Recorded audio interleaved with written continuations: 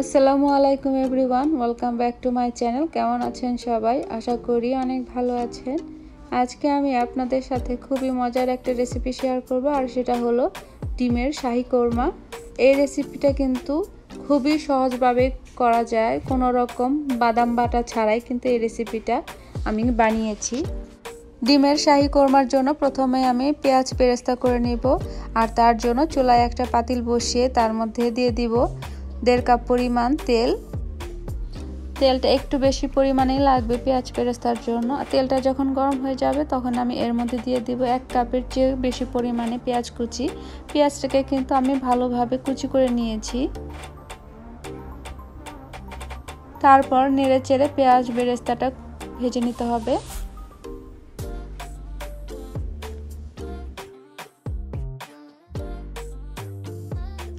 আস্তে আস্তে কিন্তু পেঁয়াজের কালারটা চেঞ্জ হয়ে গেছে। এই পর্যায়ে কিন্তু পেঁয়াজ বেরেস্তাটাকে আমি নামিয়ে নেব, না হলে কিন্তু বেশি পুড়ে যাবে। এখন আমি এই তেলের মধ্যে ডিমগুলো ভেজে নিব। আর এই কোরমা রেসিপির জন্য আমি 6টা ডিম নিয়েছি। ডিম 6টাকে এপিট ওপিট করে একটু ভেজে নিলেই হবে, খুব বেশি ভাজার প্রয়োজন নেই।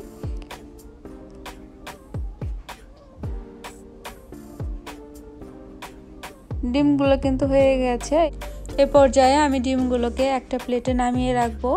আর এখন এই তেলের মধ্যে দিয়ে দিব 2 টুকরা দারচিনি, একটা তেজপাতা আমি মাঝখান থেকে চিড়ে দিয়েছি, দিয়ে দিব একটা কালো এলাচ, 3-4টা সাদা এলাচ, আস্ত কয়েকটা গোলমরিচ, আর আদা পেঁয়াজ বাটা মিলে আমি এখানে 1/3 কাপ পরিমাণ ব্যবহার করেছি। এখন এই আদা পেঁয়াজ বাটাটাকে ভালোভাবে কষিয়ে নিতে হবে, যেন পেঁয়াজের কাঁচা গন্ধটা যেন আর না থাকে।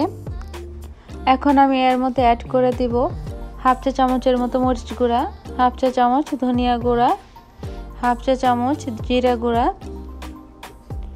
দিয়ে দিব 1/3 কাপ পরিমাণ টক দই। দিয়ে মশলাগুলোকে ভালোভাবে নেড়ে চেড়ে কষিয়ে নিতে হবে কিছুক্ষণ।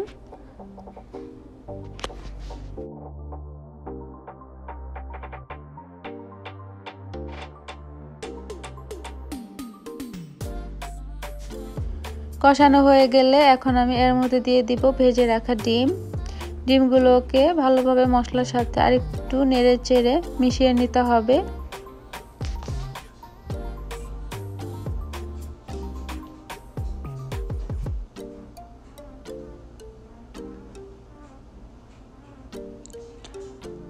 এখন দিয়ে দিব স্বাদ মতো লবণ,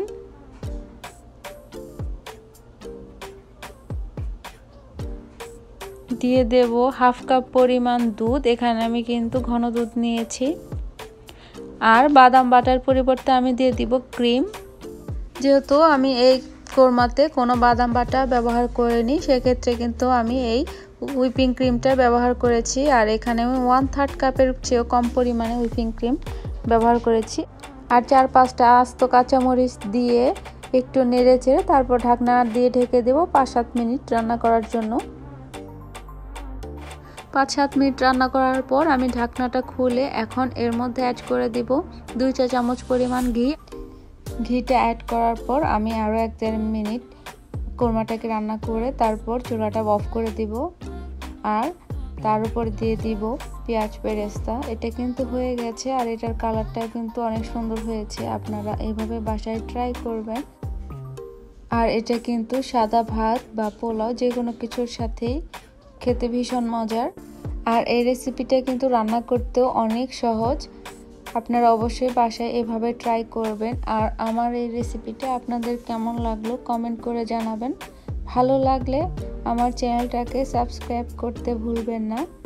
পাশে থাকা বেল আইকনটি অন করে রাখবেন আমার চ্যানেলের যে কোনো নতুন ভিডিওর আপডেট পেতে।